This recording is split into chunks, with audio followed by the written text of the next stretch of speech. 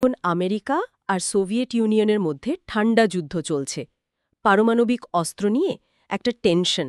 আর সেই অস্ত্র বহনের জন্য চাই দূরপাল্লার মিসাইল। মহাকাশে পৌঁছানোর তাগিদটা কিন্তু সেখান থেকেই শুরু। ঠিক। আর ১৯৫৭তে সোভিয়েত ইউনিয়ন যখন স্পুটনিক পাঠিয়ে দিল, ব্যাস, আমেরিকা তো চমকে গেল। ওরা বুঝল পিছিয়ে পড়ছে। একদম তারই জবাবে ১৯৫৮তে ওরা এক্সপ্লোরার 1 পাঠালো আর নাসা তৈরি করল।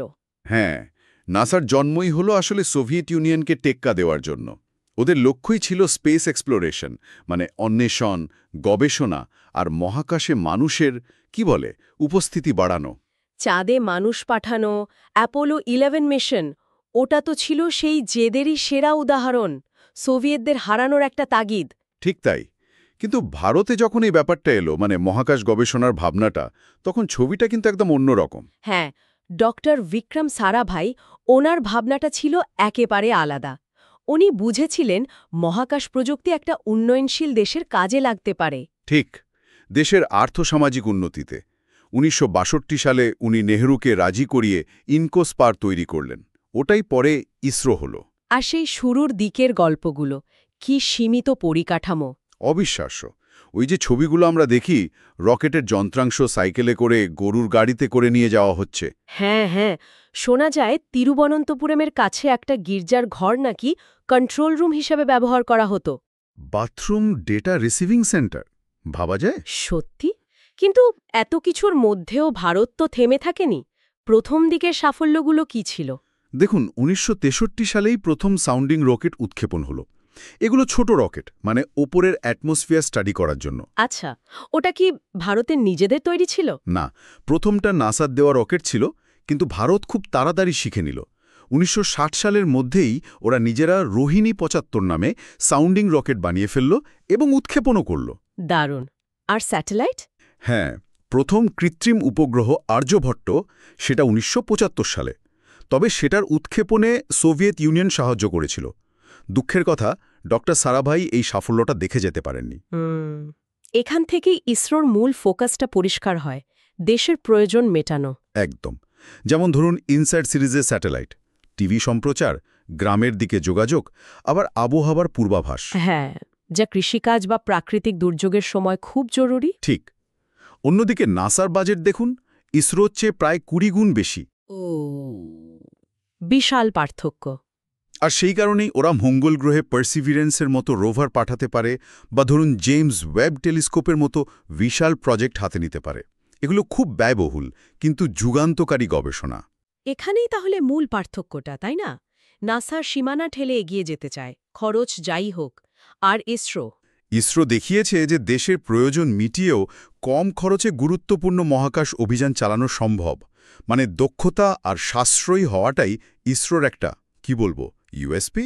এই কম খরচের ব্যাপারটা তো রীতিমতো আলোচনার বিষয়। যেমন মঙ্গলযান, মানে MOM। হ্যাঁ, মার্স অরবিটার মিশন প্রথম চেষ্টাতেই সফল। আর খরচ মাত্র $৭৪ মিলিয়ন। হলিউডের সিনেমা গ্র্যাভিটি বা মার্শিয়ানের থেকেও কম। এটা কিভাবে সম্ভব হলো? দেখুন, এটা শুধু সস্তা পার্টস ব্যবহার করা নয়, এটা আসলে ইসরোর পুরো পরিকল্পনা, ম্যানেজমেন্ট, ওদের ইঞ্জিনিয়ারিং ফিলোসফির ব্যাপার। মানে? ওরা পরীক্ষিত টেকনোলজি ব্যবহার করলে রিস্ক কমায়। অনেক সময় একটা রকেটে একাধিক মিশনের পেলোড পাঠিয়ে দেয় খরচ বাঁচাতে। আর ওদের প্ল্যানিংটা খুব লং টার্ম। আচ্ছা, হয়তো নাসার মতো একেবারে অত্যাধুনিক ঝুঁকিপূর্ণ পরীক্ষা কম হয়।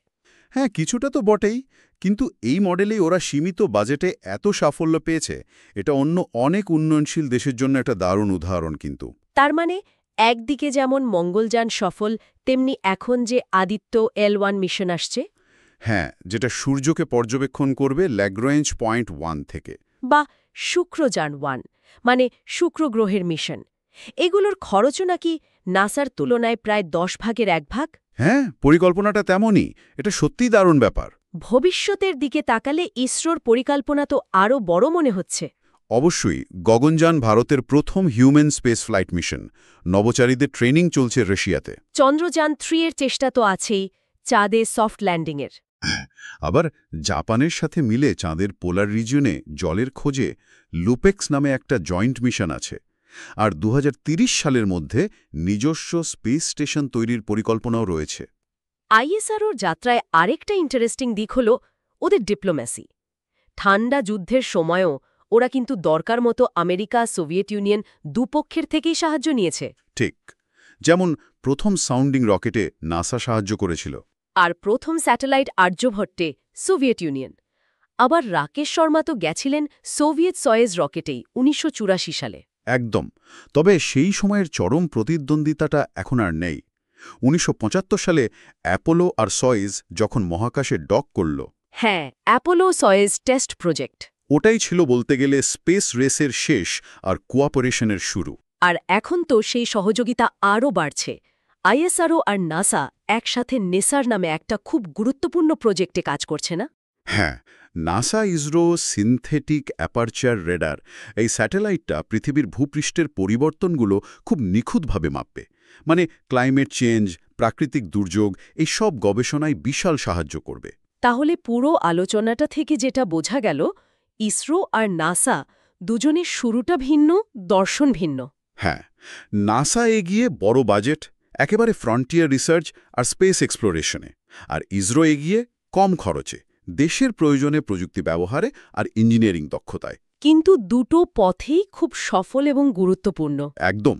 আর সবচেয়ে বড় কথা হলো, অতীতের রেষারেষি ভুলে এখন ওরা একসাথে কাজ করছে। অন্যান্য স্পেস এজেন্সিগুলো আসছে। ঠিক, এখান থেকেই একটা প্রশ্ন মাথায় আসছে।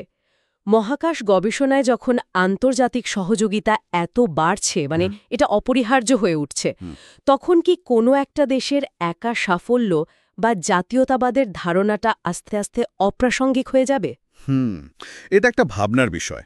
ভবিষ্যতের জন্য এই প্রশ্ন